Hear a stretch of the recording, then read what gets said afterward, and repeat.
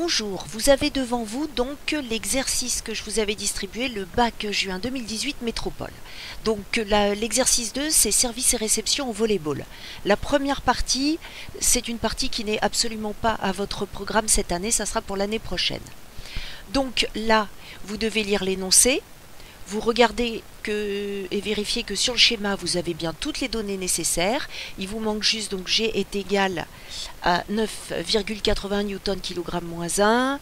Vous avez l'information sur le repère qu'il faut choisir. Donc là maintenant, on peut attaquer directement la question 2.4.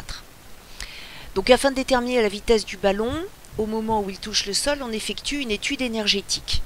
Donc, dans la question 2.4.1, on vous demande de réciter les relations du chapitre 14.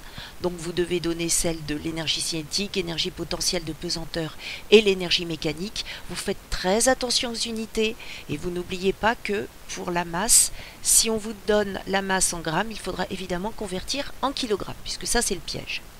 Pour la question 2.4.2, on va utiliser le raisonnement, puisqu'il n'y a pas vraiment de chiffres. Le raisonnement, je vois que, je sais que, j'en déduis que. Et vous devez à chaque fois, pour chaque courbe, justifier votre raisonnement. Là, je vous laisserai lire, vous appuierez sur pause dans la vidéo.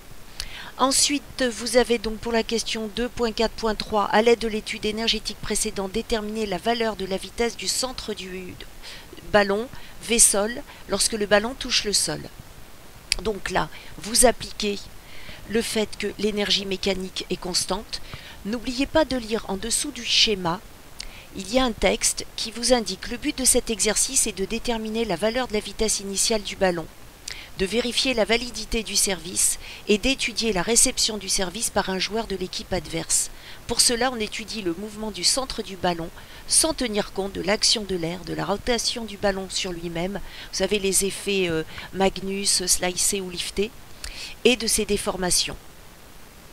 Et vous appliquez les relations, on l'a déjà fait en exercice. Et pour la question 2.5, évidemment, c'est comme d'habitude, les frottements. À bientôt et bon courage!